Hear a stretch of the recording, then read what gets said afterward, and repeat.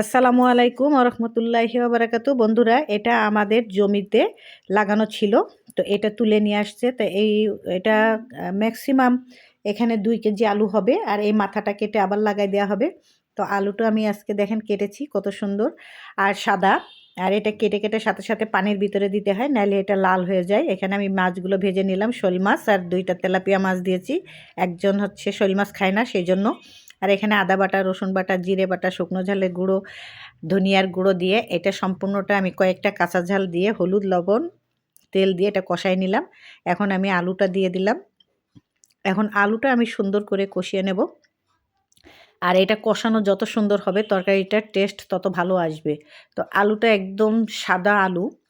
2-1টা আলু আছে কাটলেও কালো হয়ে যায়, কিন্তু কাটার সাথে সাথে পানির ভিতরে দিলে আলুটা কালো হয় না। তো দেখেন, আপনারা তো দেখলে বুঝতেই পারছেন। আর আজকে আমি কাঠেই রান্না করছি। তো আমার আলুটা কষানো হয়ে গেছে। এখন আমি এখানে ঝোলের পানি দিয়ে দেব। ঝোলের পানি দেওয়ার পরে যখন ঝোলটা ফুটে উঠবে তখন আমি মাছগুলো দিয়ে দেব। এখন আমি এখানে ঝোলের পানি অ্যাড করব। তো দেখেন, আলুটা একদম সাদা আলু।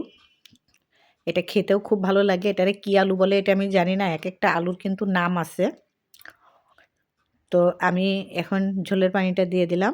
আর এই যে এখানে শোল মাছ আর 2টা তেলাপিয়া মাছ দিছি, দিয়ে এটা সুন্দর করে আগে বাদামি কালার করে ভেজে নিয়েছি।